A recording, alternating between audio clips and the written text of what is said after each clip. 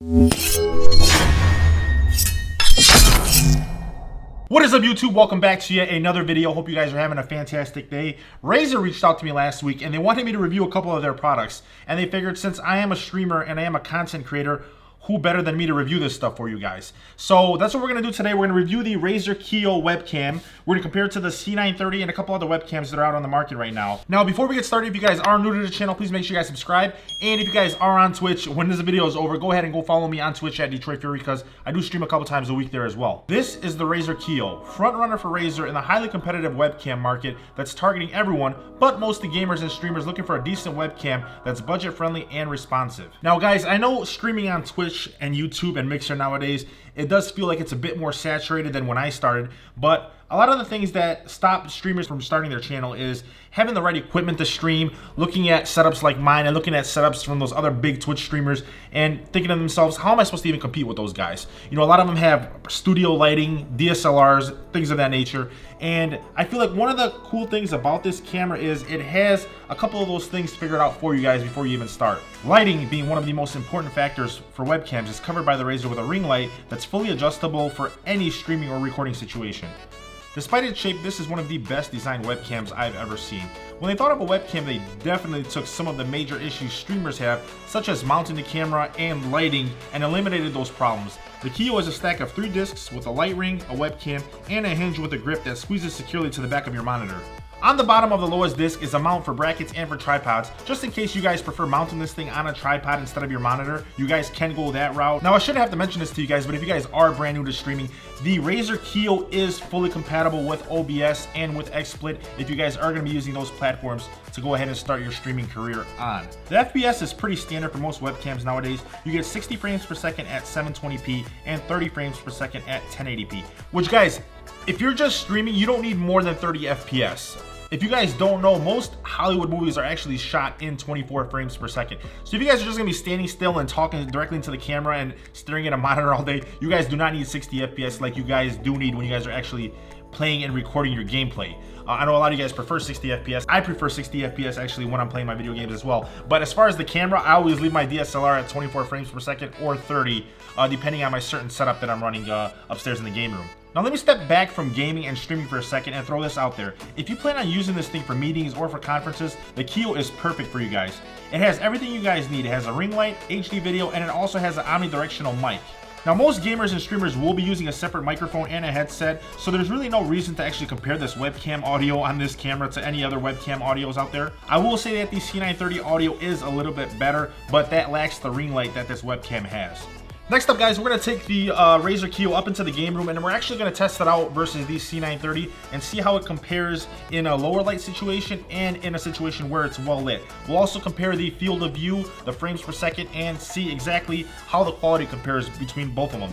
So yeah, let's take it up into the game room and compare them. Alright guys, so we're up in the game room now and we're going to test out the C930 versus the RAZER KIYO and see exactly how they compare in terms of low light and well lit scenarios. The first thing we're gonna do is test both of them out without any lights on in the game room. Now obviously there are the monitors and there's the fridge and the computer, but that doesn't emit too much light. The only reason you guys are seeing so much of this video right now is because the Sony a7S II is the best low light DSLR camera out in the market by far. So this camera is made for low light and it's really expensive. So we're gonna go ahead and start comparing these two right now and see exactly how they compare in the low light test. Okay, so first thing you guys notice is the color compensation on both. The C930 definitely needs some more color in it, whereas the KIYO needs to be kind of fixed a little bit. Now I haven't adjusted any of these cameras, I haven't set any picture profiles for them or anything like that. This is straight out of the box for both of these with the default settings.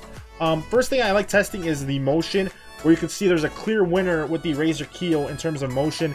The motion on the C930 is very laggy, but I do know if I go to the C930 and I go into the properties and I configure the video and I turn off the low light compensation, it fixes that lag issue with it. And if we go over now to the RAZER KIYO, see, the thing is with the KIYO, I really don't want to mess with any of these other settings, so we're just gonna leave them alone. I'm not gonna adjust anything on the KIYO. I'm just gonna leave it how it is.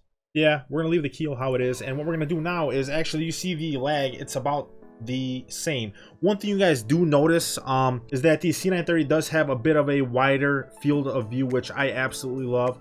You can see Charmander in this one completely, whereas in the other webcam, in the RAZER KIYO, you only see half of his body. So that's one thing that I absolutely love, is a wider field of view.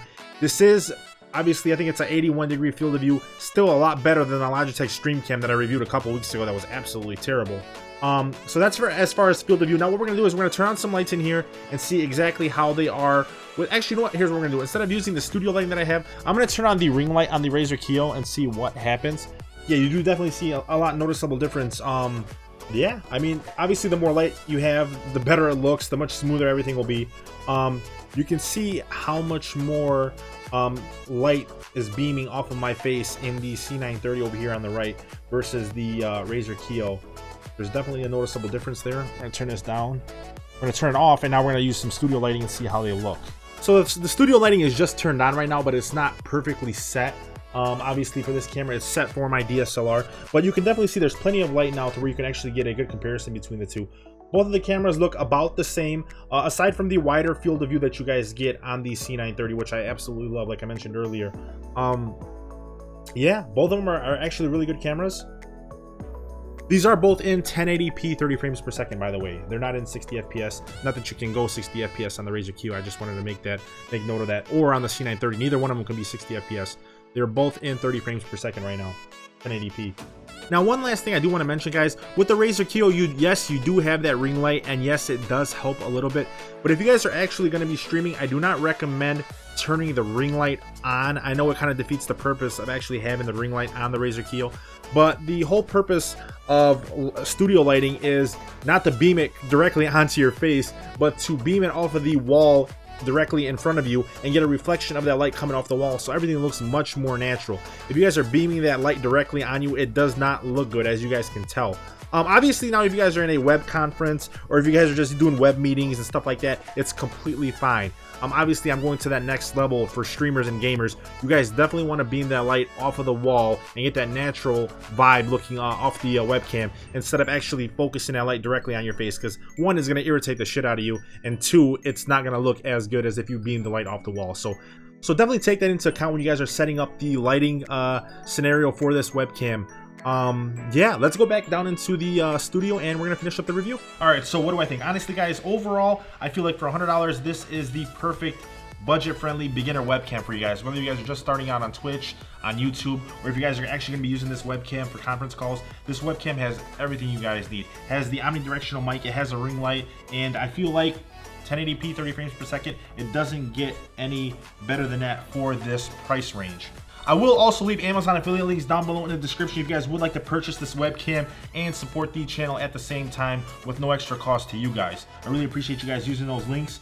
You guys are out of control. You guys are using those links like crazy. Like every morning I wake up and there's like 50 or 100 new things bought. So really appreciate you guys. Thank you guys for using those links for me. Now guys, there is one thing that I absolutely hate about this webcam. Now this may not even be a big issue for a lot of you guys out there, but what is up with the length on this braided USB cable? It's not even 5 feet long. Now, a lot of the competitors that are out there in the market, like the Logitech, they do have a standard 6 foot long braided cable. And I feel like even that isn't long enough, especially if you guys are into like cable management like I am and you guys are going for that like clean look to make sure there's no wires anywhere. You guys definitely need at least a 7 or 8 foot cable. If you guys are just planning on just hooking this thing up and you don't really care, then yeah, don't even worry about it. But that's just something that bothers me personally. I did have to mention that though for you guys.